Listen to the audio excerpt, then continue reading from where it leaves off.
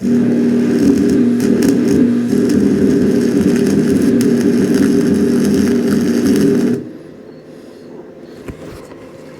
you saw my last video, you'll know that I did a yard renovation and I aerated and, you know, broadcasted seed and that kind of thing. But one thing I didn't show on camera was using the yard roller. That's because it needs a repair. And then once I do this today, hopefully I'll be able to use this thing. Let me show you what's going on. It's actually a really nice roller. I like it. Use it more than I thought. But right in here, you've got a rod that goes into this flange here, and basically the rod is come undone from this flange. Now it doesn't really look like it was, I don't know if it was pressed on there or some kind of spot welded or something, but there's no big weld bead under there.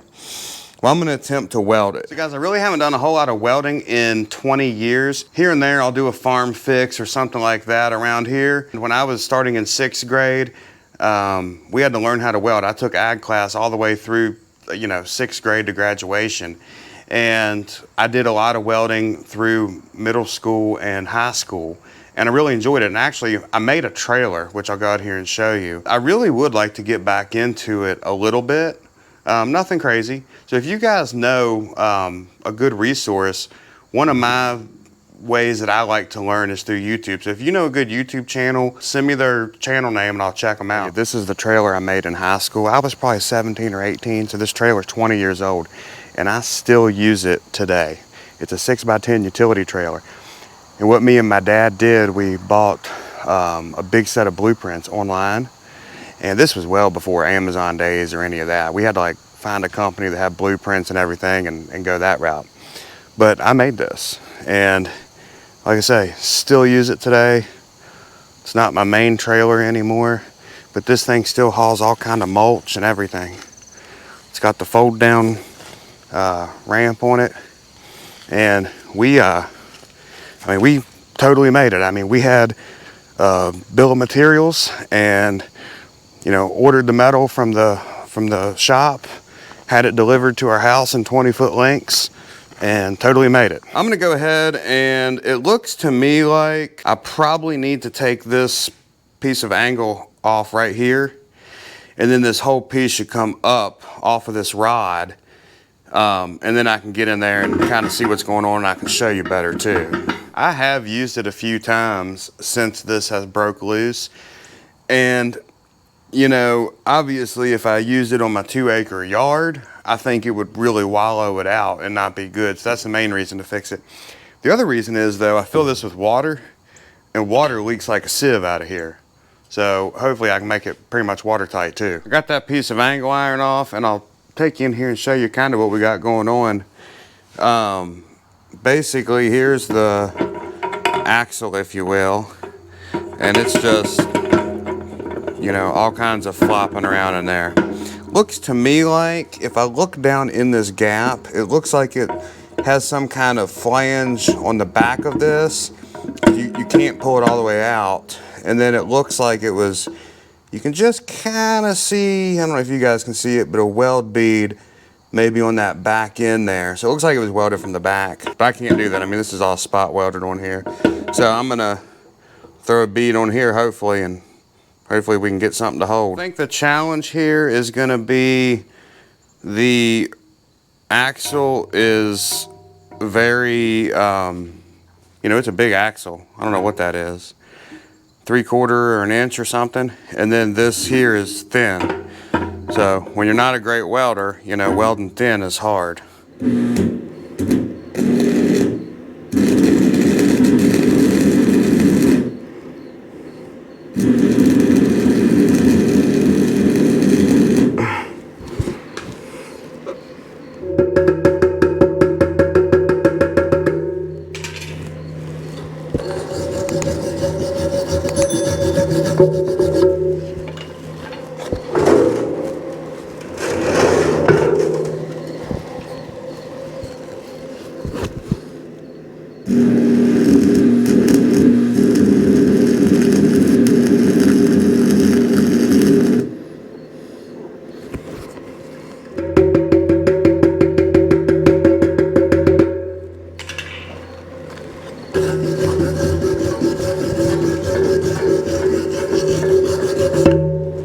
so we are getting it welded. It's ugly as all can be, but the tough part is this flange is basically stamped sheet metal. I mean, look how thin it is. So I have the amps turned about as low as they'll go for these 1/8" rods I have, and I'm just going around. I've already blown a hole in one or two spots back here, so I'm gonna have to go back and fix that. Pretty much looking horrible, but you know, that's kind of the point of the video, is not everything is perfect. I would imagine this is gonna hold and it'll be fine. And I can lay a pretty decent bead, but it's the thin metal that's got me.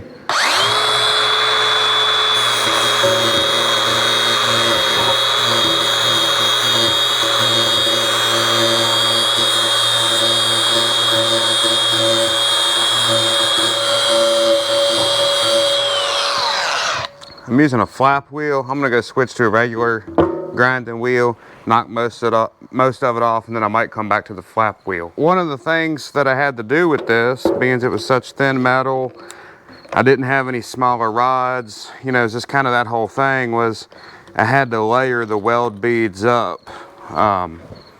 So that's half of what you're looking at.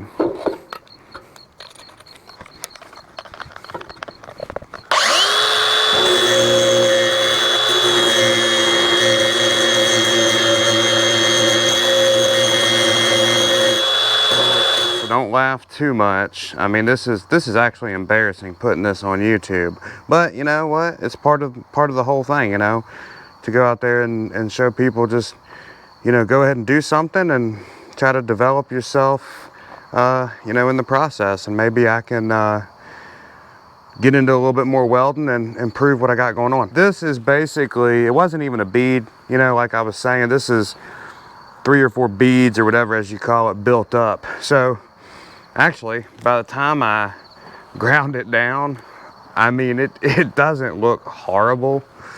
This is probably the worst side right here. But anyways, I think for this application on this residential grade roller, I think this will hold up. We're gonna find out tomorrow, because I'm gonna roll 2 acres. I'm gonna go ahead and throw some paint on this real quick, just leftover of what I got, and we'll call this done. Guys, got it painted up.